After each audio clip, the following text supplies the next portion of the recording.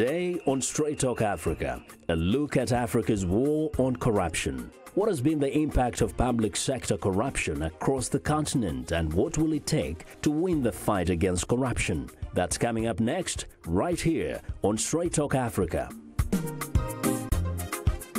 Hello and welcome to Straight Talk Africa, live from the Voice of America headquarters in Washington. I'm Vincent Makori, sitting in for Shaka Sali.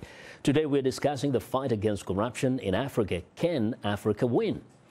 Now, countries in sub-Saharan Africa continue to appear at the bottom of Transparency International's Corruption Perception Index, which tracks corruption in 180 countries. This year, during the United Nations General Assembly in New York, several African leaders took the fight against corruption to the world body. Viewers Paul Dio reports. Tackling corruption remains an uphill battle for most African countries.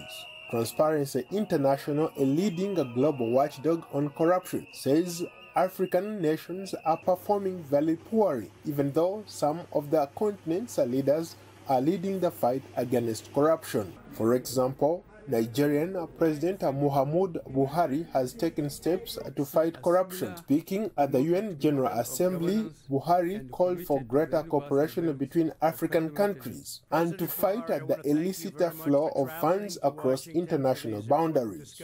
Fight against corruption, therefore, involves us all. It is in our collective interest to cooperate in tracking illicit financial flows, investigate and prosecute corrupt individuals and entities, and repatriate such funds to their countries of origin.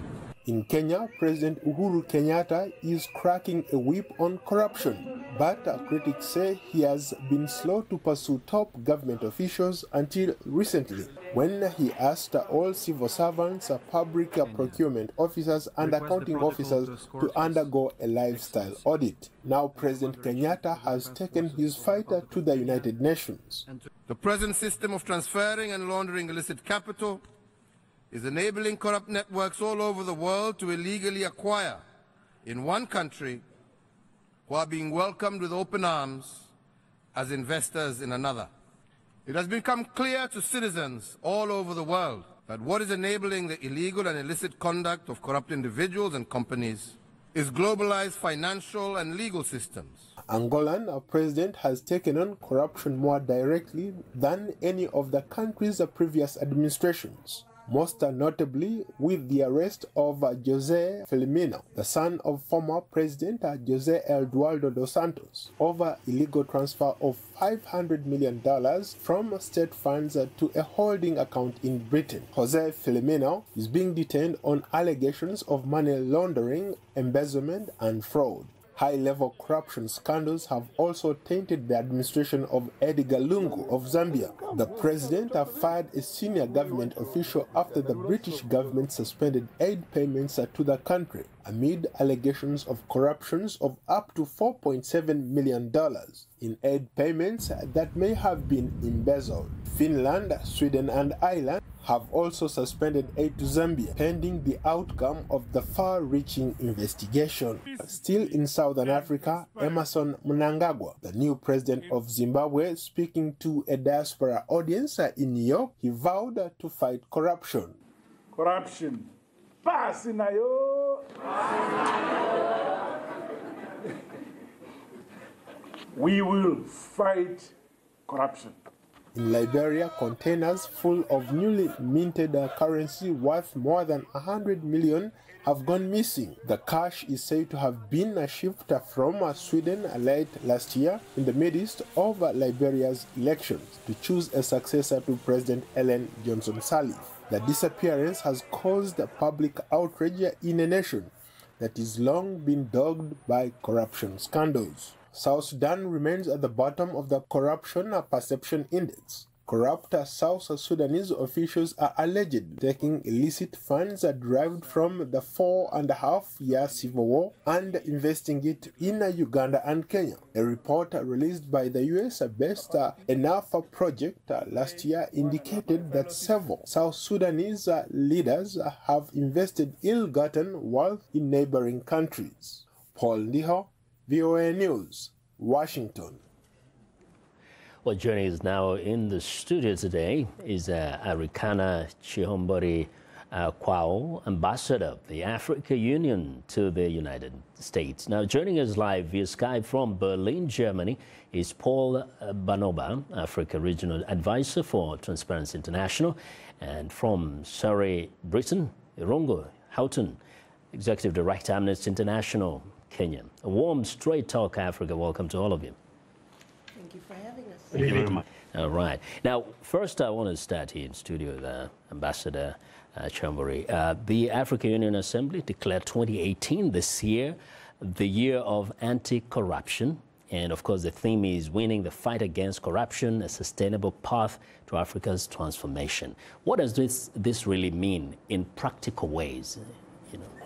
Well, in practical ways, we realize that corruption is really hindering development in all African countries in general. But let's be very clear. If we're going to be talking about corruption in Africa, let's also understand that it's a two-part process. There's corruption within Africa itself, and then there's corruption coming from outside into Africa. Mm-hmm. So both issues must be addressed, but very differently. What I find disturbing is that as we try to address and talk about corruption in Africa, everybody seems to concentrate on internal issues and completely disregarding the biggest issue, which is corruption coming from outside and fueling what is already going on within the continent. All right. Let me get your take. Paul, first, in Berlin. I hope you listened to Ambassador Chihombori here saying that we need to look at both what's coming from outside and what is within the continent. As Transparency International, you prepare this statistics every year. What do you look at? Are you looking also at the impact of corruption from external kind of agencies or countries or organizations? Thank you so much, Vincent. Yes, and thank you so much for having us on this, for hosting us here. A very important topic for us, certainly. I would agree, certainly, with Ambassador Chihombori that there are dimensions to corruption, in specifically the kind of corruption that she's talking about, that in terms of investments, we do have, as you heard from President Uhuru Kenyatta and also from President Buhari, that we do have international cooperation bringing the challenge of what we call investments turning out to be losses from the African side. So from that dimension, certainly there is two sides to it, and we need to look at both. In terms of the work that we do with regard to the statistics, Vincent, that you're talking about, there are quite a number of tools, but I think the most famous one which you're referring to right now is the Corruption Perceptions Index, which is looking at the public sectors internally, the public sectors in the country and the level to which they're perceived to be clean. So that is certainly looking at the country specifically. It's not looking at both dimensions. Yes, and actually I want to, before I go to Irungu, I want to mention the kind of corruption perception index, the kind of statistics we have here. If we can have this up on the screen, so that we get a sense of what it means, the public sector corruption and how it impacts the continent. It says the continent ranks lowest among global regions in the Corruption Perception Index, and this is the Transparency International's ranking of 180 countries by their perceived levels of public sector corruption. Roughly 43% of Africans are living in poverty, but at the same time, over $50 billion worth of stolen assets flow out of Africa every year. Misappropriated funds account for 25% loss of development resources in Africa. Of course, we have some hope there because it says Botswana, Seychelles, Cape Verde, Rwanda, and Namibia are right now scoring much better on the index compared even to some countries in Europe, including Italy, Spain, Greece, and Hungary. So there's a grim picture there. A lot of money being shipped out of Africa. Here we're talking about billions, while so many are living in squalor. If now I may go to Surrey in Britain, Irungu, I want to bring Irungu in here. You probably had those numbers and the reality on the ground according to Transparency International, and then the comments from Ambassador Echeombori Quao.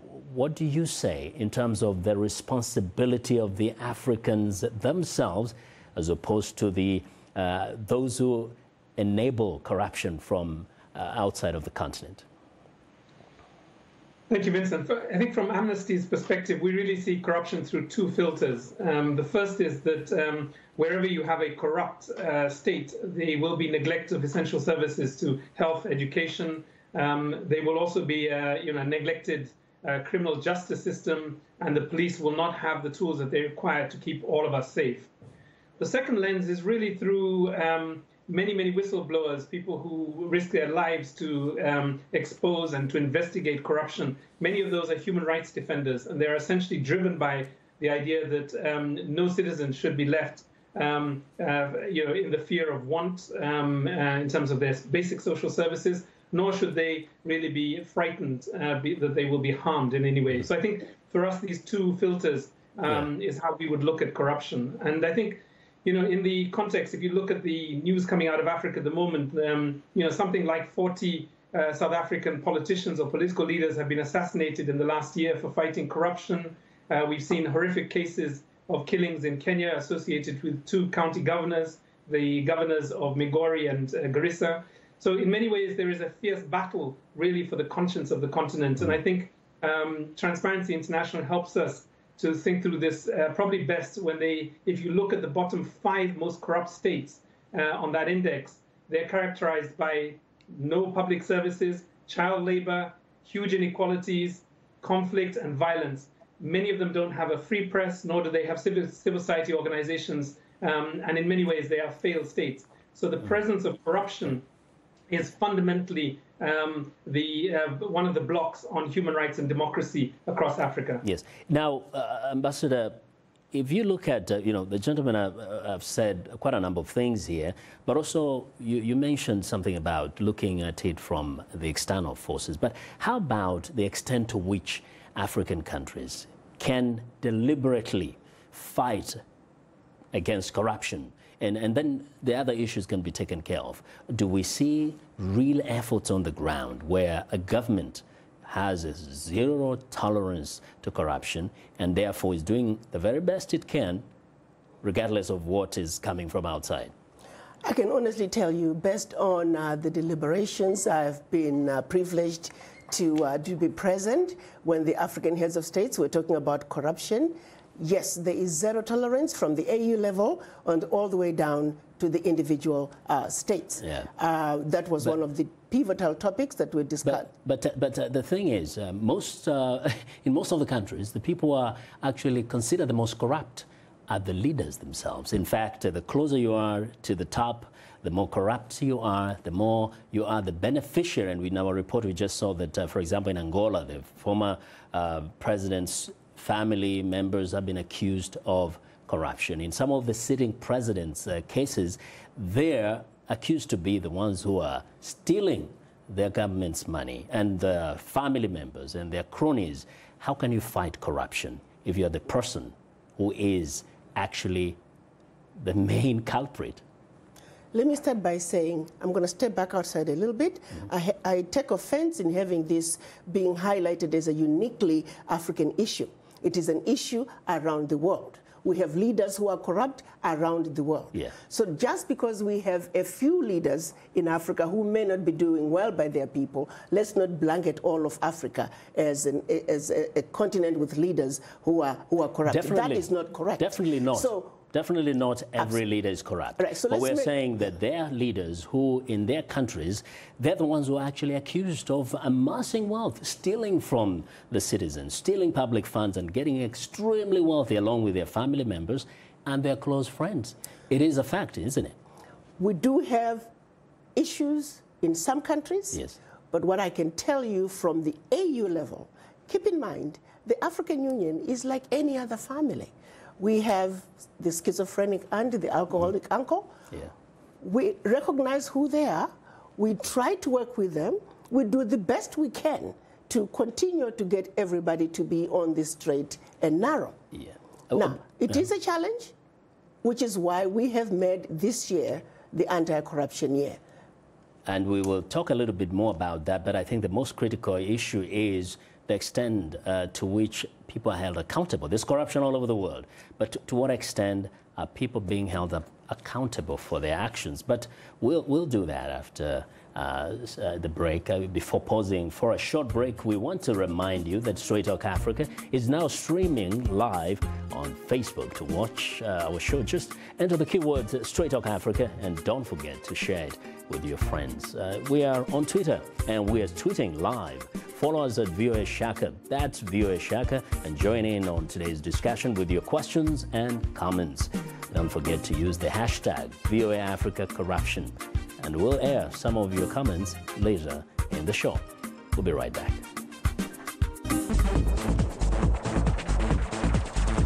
We are able to touch on the things that are important to people on an everyday basis. We hope that our viewers are getting inspired when they watch our show. They're getting a view of the world from a different perspective, things that perhaps are not in their immediate vicinity. Today, I could put in on the show something that is a little different, a little unique, and this gives me that, inspiration to come to work.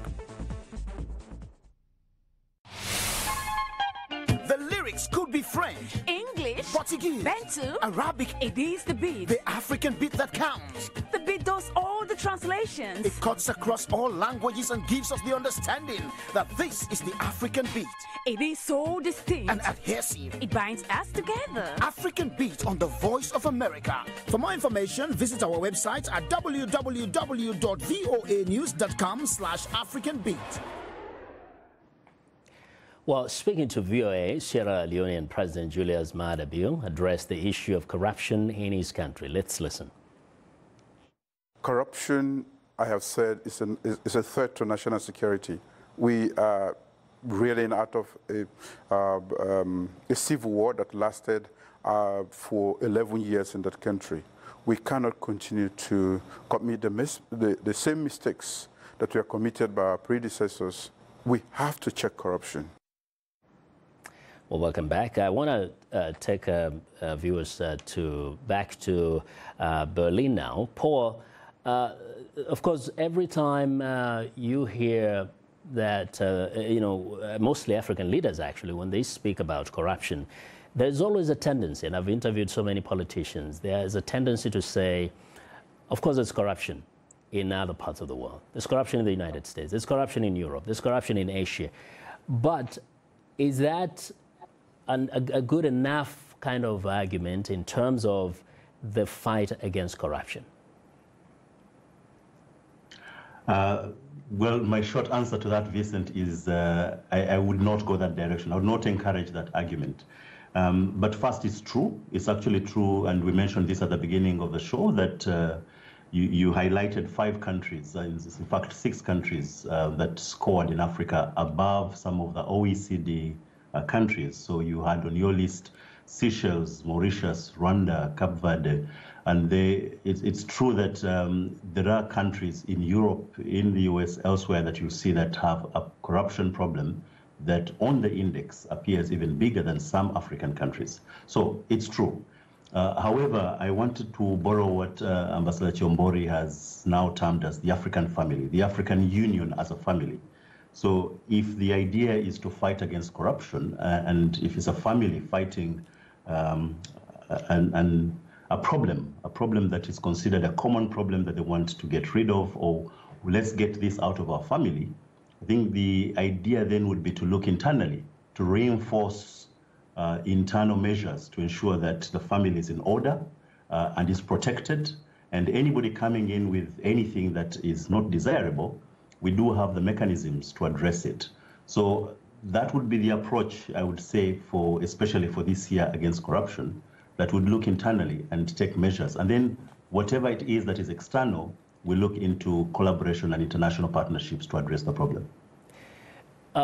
Irungu, your take on that, and also the fact that in so many of this, the number of countries we mentioned where there's corruption, of course, we know that the people who are in positions of power enjoy access to all the goodies. And you come from Kenya, you probably are familiar with people who joined politics just the other day, and suddenly they are millionaires. So where's that responsibility of the countries of Africa, the African family, where you would expect them to come a little clean and be more honest and say, we are stealing from our own citizens. We need to stop this. Yeah, I mean, I think the analogy of a family is probably misplaced in a couple of ways. I think it's much more complex than that, and I think the first response is that the primary focus has to be a national strategy to fight corruption. We know what works. There are 4 or 5 actions that are effective in case of fighting even big graft cases. Thorough and uncompromised investigations by the national intelligence, by criminal investigation units. It's important that these units of government are independent of the executive, because in many cases they are used by the executive to cover up cases rather than to pursue them to their logical convictions. The second one is our banking laws and our banking sector need to be held accountable for violating any transnational capital transfers. The third one really is that what we've seen in Kenya has been the use of lifestyle audits, and that these need to be not voluntary lifestyle audits, but they need to be compulsory and they need to be regular. And in cases where there are unexplained wealth, those assets, not just of the individual state officers, but their relatives, need to be seized and held until they can be explained. And I think the last one for us is, in Amnesty, has been really that there has to be protection for whistleblowers and human rights defenders to be able to do this work and to protect public resources and public land. I'm always struck by how dangerous it is for whistleblowers to act in the public interest. And their primary fear is not the cartels and the tenderpreneurs, it is the state itself. Mm-hmm. Ambassador Chambori, the biggest frustration from many of the Africans I speak to is not that they do not recognize that there is corruption in other parts of the world, but they do say, in most cases, nobody is ever held accountable. People have come from countries where they've seen the plunder of state wealth. They've seen people blatantly stealing, but there's no day they get arrested. There's no day they get sued and made to pay, either by going to prison and their wealth taken away. Yet in a place like the United States, we've seen people go to prison for even just attempting to solicit for a bribe. They never even got it, but they go to prison, 7 years, 10 years. So when African leaders are sitting at the African Union, do they discuss things like those? Like, how do we make sure we have institutions that can truly hold people accountable, including those of us in power?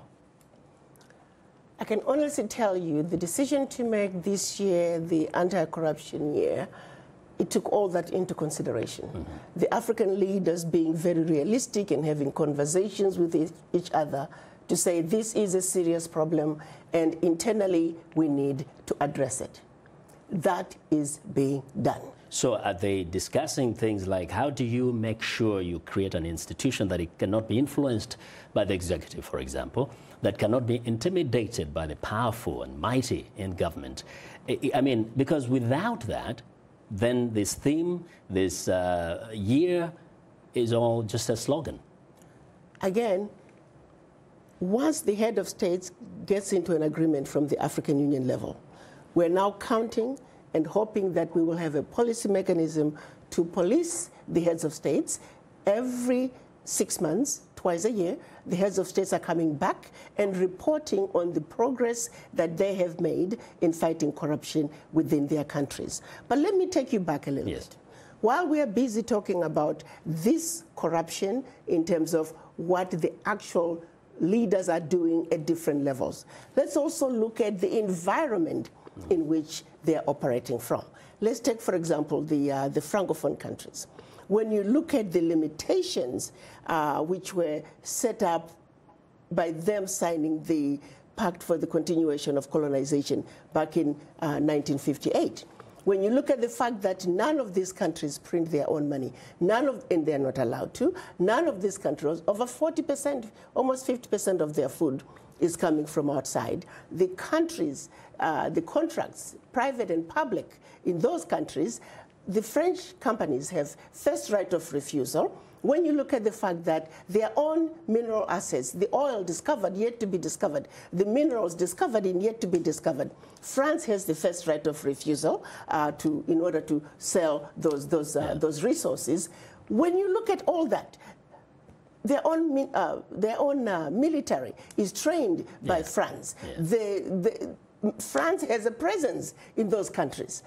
They're completely controlled by France. Yeah, but what I'm saying is, when you look at the overall impact on those countries, what is being done, what is being stolen out of those countries by France? We're talking 500 billion in 1 year. I want a louder voice talking about that. We're talking about 50 billion in 1 year going out in terms of corruption. I'm also saying I want the loudest voices to talk about the 500 billion. But let me finish. Yes, ma'am. Because if this 500 was to stay in the continent, maybe we will have enough money to do more for the people. The Francophone countries are being left with about 15% of their reserves. There are those, though, who have more money. We're saying those have more money. Yeah. It's a case of who's got the larger crumb. Yeah, let me finish. Yes, who's got the larger crumb of the crumbs under the table? Yeah. That's all I'm trying to say. So we're busy fighting. No, because this is a very important issue for me. And we need to understand it as Africans for what it is. We are busy fighting over who got the larger crumb of the crumbs under the table. I am saying we should also take the bigger fight, which says I want the filet mignon on the table, I want the champagne and caviar on the table. Yes, the president got the larger crumb of the crumbs under the table. But let's take the conversation where it also needs to be and give that conversation the weight that it deserves. That's all I'm saying. How about this? As an example of a country where actually everybody could have a filet mignon on the table. I'm talking about Equatorial Guinea, which has the highest GDP per capita of any African country. Just 20 years ago, it was a poor country. It discovered oil and suddenly became a very wealthy country.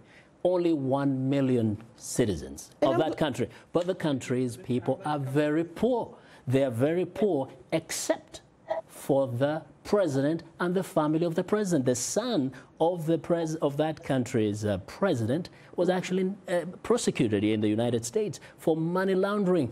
The children of some of these people have billions of dollars. They have wealth that is invested in other countries. So how are you going to tell these people that their problem is because of France when actually they can see the children of their presidents gallivanting around the globe and enjoying the wealth of the nation, of the oil money? Okay, I'm not saying we need to look at situation individually. Now, if we want to dissect the different leaders and how much wealth their families have and put it out there, that's all nice and good. And your point is valid. Because we are family. You said it's a family, so it's good to dissect and see where the problem is. That is being done, which is why the presidents are being challenged to go through the process of self-examination. And under President Kagame, that process is being done.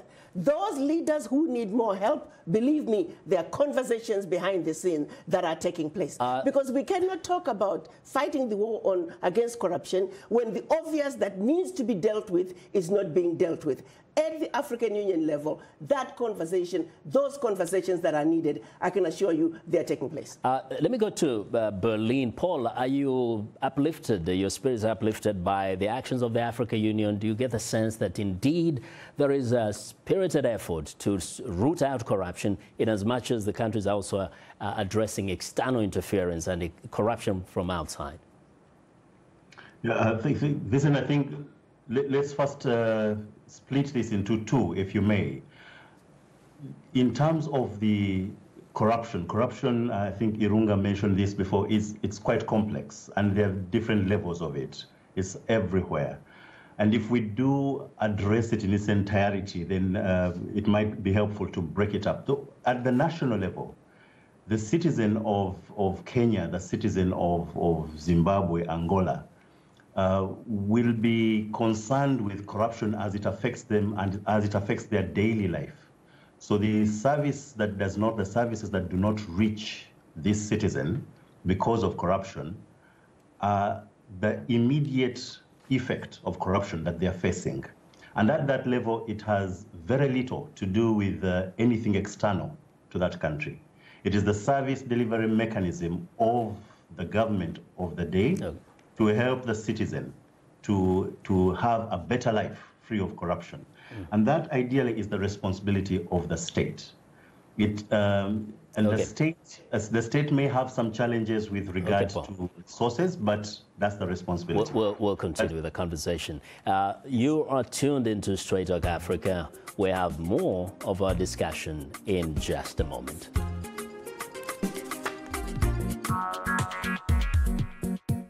Like Voice of America on Facebook.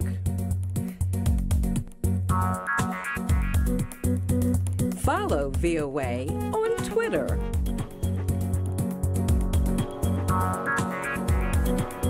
Join VOA on our YouTube channel.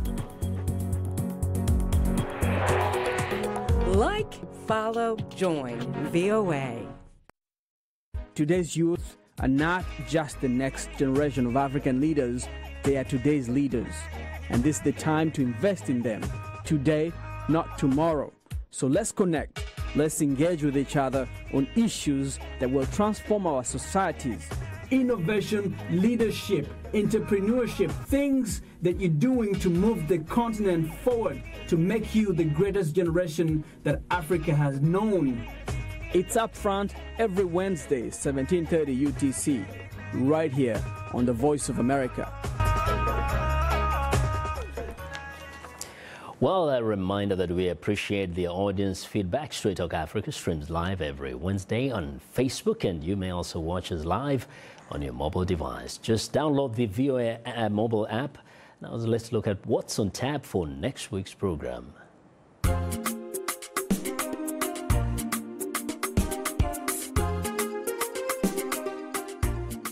On the next Straight Talk Africa, we'll discuss the significance of U.S. First Lady Melania Trump's four-nation visit to Africa. Mrs. Trump is promoting child well-being during her stops in Ghana, Kenya, Malawi, and Egypt. The U.S. First Lady visits Africa on the next Straight Talk Africa. Well, today we are talking about the war on corruption in Africa. Our guests are Arikana Chombori Kwao, Ambassador of the African Union to the United States. Joining us live via Skype from Berlin, Germany, is Paul Banoba, Africa Regional Advisor, Transparency International, and from Surrey, Britain, Irongo Houghton, Executive Director, Amnesty International, Kenya. And before we went to the break, we're talking about this perception that more is going out, and therefore we should focus a little more on what is being stolen. Irongo, a question I'd asked Paul was, do you get the sense that actually African countries, especially this particular year when they have a theme of winning the fight against corruption, are doing certain things in a very practical way to fight against corruption in a real way that we can see results come next year, come 2-3 years from now? So I think the ambassador is correct in the sense that we do need to keep an eye on the global corruption that keeps Africa underdeveloped and essentially hemorrhaging its resources to Europe, North America, China, and other countries. So there is no single narrative on corruption. But if we turned a little bit to the question of this year of anti-corruption, I guess for me the question I would ask is, the African Union has, in many cases, issued statements on illegal or unconstitutional seizures of power. They've issued statements on conflict, internal conflict, or conflict between states.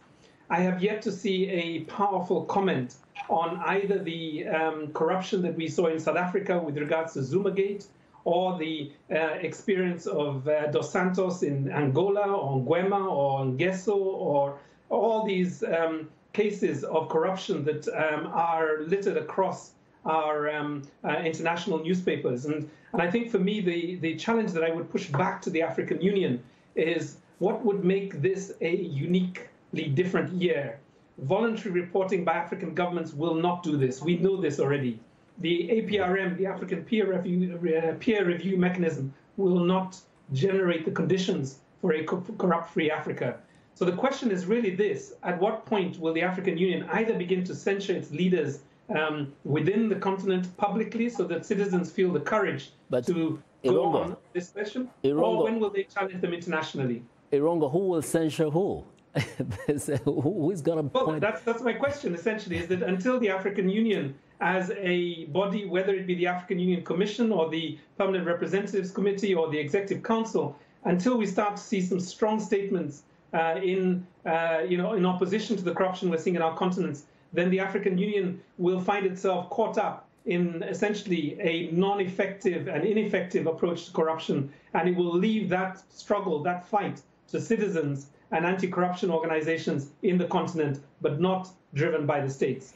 Ambassador Chirombori, I hope I won't grow very old before I stop hearing what many Africans say, is that they consider the African Union as a boys' club, and lately there's a girl, some girls in there, that is toothless, that is ineffective, that is very good at issuing slogans, but never really acting on it, because the boys' club, when it comes together, none of them has the audacity to look at the other one in the face and say, my friend, you're doing wrong. This is not how you should be running your country, because everybody feels like they're equal and you have no business interfering in what I'm doing in my country.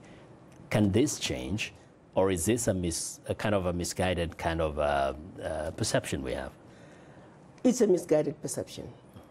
At one point, it was correct. But I can honestly tell you that this is a new African Union. We can't keep painting Africa with the same old brush. You see, this narrative is designed to continue to keep Africa down. Are we guys just going to get in the lane that assumes Africa is never going to change? The leadership is changing. Yeah, but the leaders of countries that look totally messed up, when they meet together, the African Union, they're all just hugging each other, and they look like they're happy to be together, to hang out, and they leave and go back to their countries, and we see the same things continuing. So really, is there anybody at the continental level who can speak very loudly and clearly and say what's happening in Uganda is not right, or what is happening, as Irongo said, say whether it's in South Africa? We've not heard any African leader speaking. I mean, there are few cases. The president of Botswana at some point said something, but generally it looks like the African leaders have so much respect and love for each other that they do not really dare to criticize each other. That's a facade, I can tell you that. I have been in meetings where they have really been going at each other. Mm-hmm. They are not going to air their dirty linen. But I can honestly tell you, when they are together, yes, what you see on the outside, they are brothers. And we want them to be brothers. But I have seen them in action. They are policing each other. I want people to know that it is a new day in Africa. It is a new day at the African Union. Mm-hmm. I have listened to President Kagame chairing the African Union Commission and the African heads of states. It is a new day. But are there instruments that can enforce some of the aspirations of the African Union, even with the best intentions? We have Agenda 2063, which is, of course, it is broad. But keep in mind, the African Union, as an entity, we have no sovereignty. At the end of the day, after the conversations take place at the African Union and the heads of states commit to doing something, we expect them to go back and enforce. The conversations, the world must know, it is a new Africa. We cannot continue to just put Africa down and not allow these heads of states, give them a chance to do the right thing. There are many already that are doing very well by their people. But to continue to just beating the same drumbeat as if nothing's going to change. Things are changing. That's why I'm here. I am telling you that things are changing at the African Union. And you know, people are happy when things change because they will see the difference in their personal lives. They will see things improving in terms of security in their own countries. Right. But if I go back to Berlin, Paul, in terms of the things that are probably happening right. I mean, you mentioned in your reports countries like Cape Verde, Seychelles, Rwanda, they're doing well. What is it that sets them apart? Why has there been a lot of improvement in how they deal with some of those issues? Thanks, Vincent. So at the national level, the things that Irunga mentioned before still remain very valid. Institutions, having the right institutions and empowering those institutions, giving them the mandate, the capacity to do their work, and also having the right laws in place, and having a national framework that is actually solid and robust and running as a system. So that is seen in a number of the countries where the countries you're listing that are doing quite well.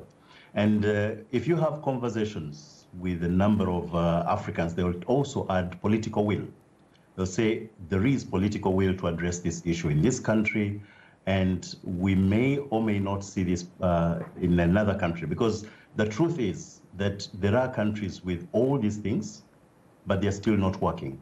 They have the institutions in place, they'll have the laws in place, and you'll name it. Everything that we list as the elements of a national integrity system that should work are in place, but you still have very high levels of corruption. And then the question is, why?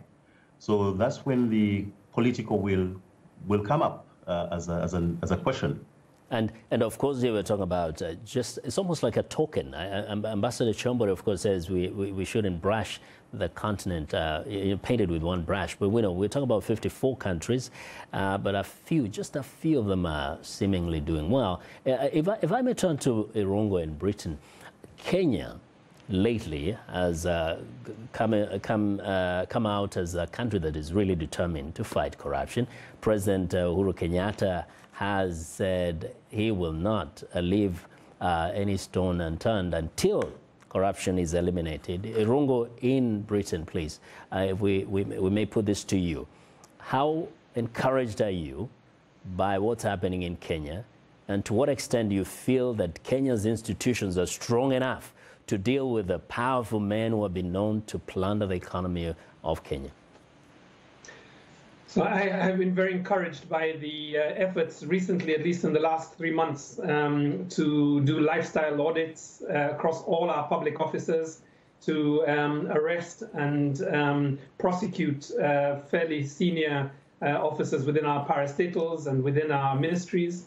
There are, of course, a number of allegations being made about more senior government officials, and I would hope that this war against corruption would not be used politically to shield certain people and to target others, but really would be a genuine approach to cleansing the public offices that are so important for our country. So I think that's the first thing. I think what is missing a little bit, not just in Kenya, but in other places, that I think the allure or the attraction of corruption has become so powerful. To give you one example, in Kenya, there was a opinion poll that was done that demonstrated that about 70% of young Kenyans would commit a corrupt act if they could be immunized from prosecution.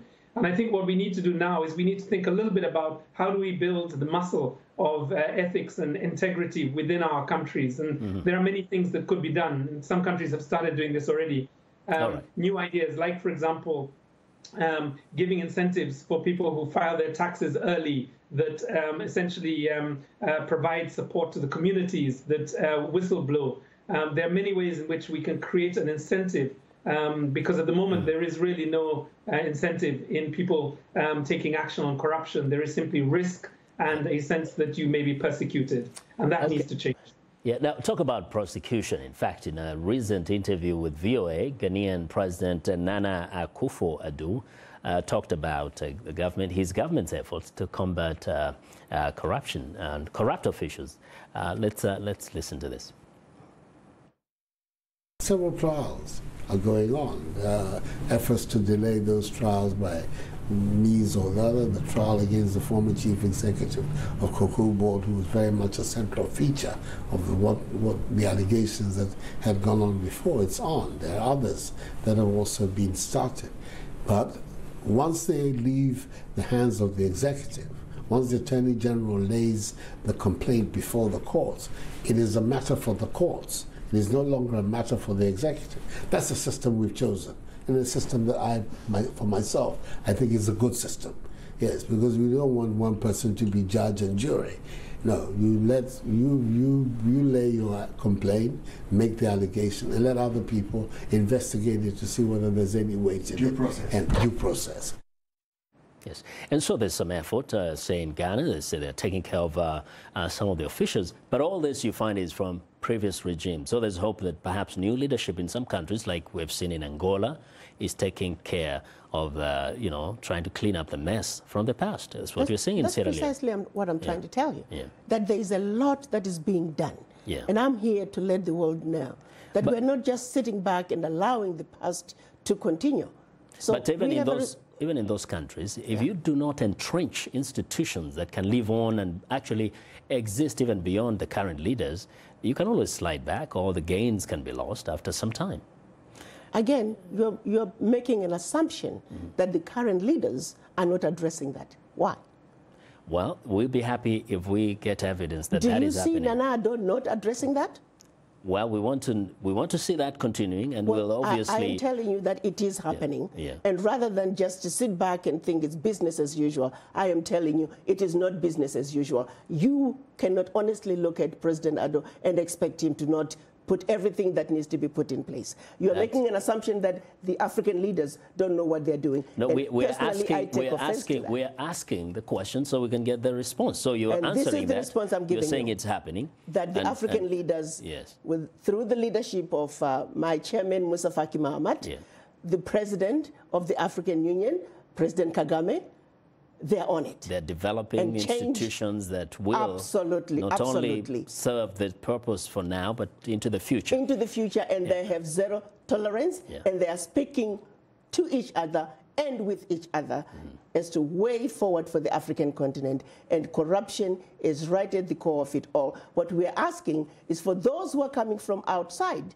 bringing corruption to Africa, that they too begin to think again about their activities within Africa that are also going to make it at a larger scale. You see, corruption has various layers. Yeah, President Kenyatta mentioned that. Are there more African, or should we see more African leaders also actually raising concern about those who are bringing corruption into the country? That needs to be the loudest voice. Yes. And yet those have no voice at all. Nobody's talking about them. But the presidents need to mention that. The African leaders need to say, hey, we don't want your corruption.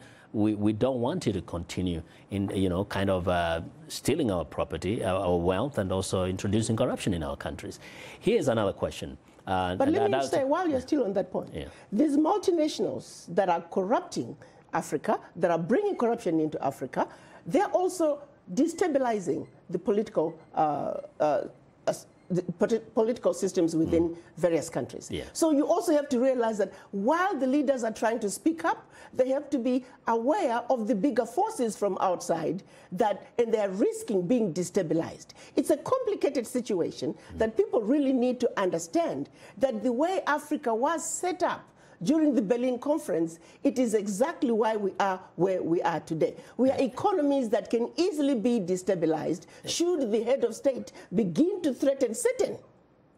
And so, I mean, we are now, as a continent, at least over 50, about 55 years old. OAU. So we are mature. We've grown up. We need to start fixing a few things. How can we be mature when we are lightweights being made to fight with heavyweights every day? No, we're not. Okay. No, don't call us mature when we are still Equatorial Guinea, we are still Burundi, we are still Rwanda. Little economies that are meant to stand side by side with big economies like China, like the US. Paul, it's not Berlin. A fair world. Yeah, Paul, in Berlin, Do you feel that Africa is disadvantaged because of its, of course, inferior economic power and the fact that colonialism did a lot of damage to the continent? Two answers to that, Vincent. The first is that I think there's been a number of years that we've debated this question. Are we talking about a historical issue, and how does that historical issue continue to disadvantage us today? And it can creep into the corruption angle, but the question that I would have is that when people come in from outside, because we're talking about corruption coming in from outside, when they do come in from outside and they find these 55 different entities, the difference between what they'll find in some of the countries that you listed that are doing better with the corruption question is that they will find robust institutions that have been built during that time. We've had around about the same time to build institutions. They'll find institutions that can handle the situation a bit better than others. They'll find institutions that will address the investor in a way that is not interfered with by, let's say, the executive, and they will handle that better. So that's the difference between these two institutions. And I'll stop there. Yeah, and Irungu, in terms of this disadvantage, is a continent where just one single country, China, can actually come and literally take over. Right now, in some African countries, it looks like they have already been colonized by China. Does Africa stand a chance of fixing some of its problems if there is so much external interference by countries like China, the Europeans, and even any other Western country? Africa always has had a chance. Africa is a proud and dignified continent that has hundreds of years of resistance to colonization, to imperialism, to neocolonialism, and I think Africa will prevail. That would be my first point. But let me just respond a little bit to this issue about that our history incapacitates us from being able to take action on corruption. I think this crutch needs to be thrown away by our governments. As the ambassador was speaking, I could remember the first Prime Minister of Nigeria, Tafawa Balewa, who made the same point back in 1961. It is now 2018. We cannot stay behind on this issue without taking corruption head on. And I think looking at issue of lifestyle, we know how to fight corruption in our continent. It's not difficult. Lifestyle auditing, was needed, back in the Bible when Jacob tricked Esau out of his birthright. It was needed when, the East African chiefs were tricked out of land by the Imperial British East Africa Company back in the 1890s. We know how to fight corruption, and if we don't, we just need to remember the late Thomas Sankara, who not only led a people against corruption, but he created a country that was named after integrity. And I think the only simple thing we need to say to our leaders and to the partners like the Chinese and the Americans and the British is that we must really demand of our leaders that we did not send you to public office to do business with our state. We sent you there to deliver services, and we sent you there to protect our public resources. And if you cannot do that, you should step aside and allow the billion others on our continent to step up. Yes. Ambassador Chihombori, does it disturb you and even other African leaders that the quickest way to become a millionaire in so many of the African countries is getting into politics, becoming a member of parliament, join the cabinet, become a governor, and it's become a fact? Many young people aspire to that. What does that mean? If that is happening in Africa, it's no different from anywhere else in the world. That's just the nature of human beings. Again, I disagree with you when you try to make an issue a uniquely African issue. It is happening in other parts of the world. It is wrong when we see it happen. We must speak to it. but just don't isolate it and make it an African issue. Again, going back to the African Union. How about saying in Africa we don't want to tolerate this, rather than making it almost an excuse because it happens elsewhere? The fact that a person joins politics today, is into the system, and within no time is a multimillionaire because they've stolen public funds. Should we accept that? Should we tolerate that? As Africans, we should not accept it. As any other country, it happens human beings, world. wherever it happens, we should not accept it. Which is why, again, the heads of states collectively agreed on this year being the year that it is, because they realize that there are issues in our African village. And that issue of corruption, we need to address it, but we also realize that while we are trying to address the issues of corruption within our continent, we have the bigger 10,000-pound gorilla in the room, which is the corruption from outside. Which can be fought just like colonialism was fought by Well, you tell me why, my brother. If you say it can be fought, why are we still dealing with the Pact for the Continuation of Colonization? Why are Francophone African countries still paying colonial debt if it is that And simple? that's why they should talk about it more. But that's here's my monster. question. That's the 10,000 There should be a lot gorilla. of talk around that. We must talk about it, but the powers against us makes it impossible. Because ideally, what should outrage us as Africans is to say, why is it that 1958, when they were made to sign that pact, to this day that pact is still in place? The world should be outraged by that. I want to ask a question that I'll take around very quickly in very few words. Do we also suffer the problem of being complacent and kind of being satisfied with very little progress? Well, it's a deeper issue. When you look at the Berlin Conference, one other thing that was done after the Berlin Conference is putting in place a system to make the Africans believe that everything African was bad and everything European was better. We suffer from the legacy of colonialism. We automatically feel inferior when faced with our Caucasian brothers and sisters. That is something that we as individuals need to deal with. It goes to how we are going to make decisions about Africa when we are faced with them. So yes, in some cases, we have not been good negotiators for Africa. We need to do better. We need to wake up as Africans and realize that we are just as good as anybody else. And when we come to negotiating for Africa and getting rid of those boundaries, the issues you're talking to, you're right. We should have addressed them. 55 years later since OAU, there are issues our Pan-African fathers spoke about in 1963 that we are yet to address. We are yet to attain that perfect African Union. Our solution to truly removing corruption out of Africa is when Africa speaks with one voice as one continent, and we are there. Okay, let me try to split 1 minute between this gentleman. Paul, what's your last word?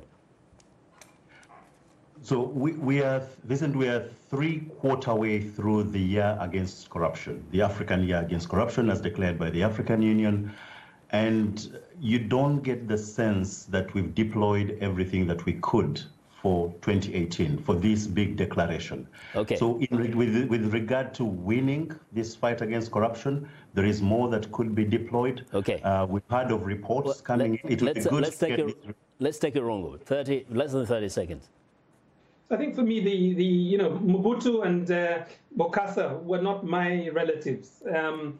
Sankara and, Samora Machel were my relatives. I think we have to be clear which side of history our African leaders on at this particular point. And I think this will play out in the course of this year and beyond.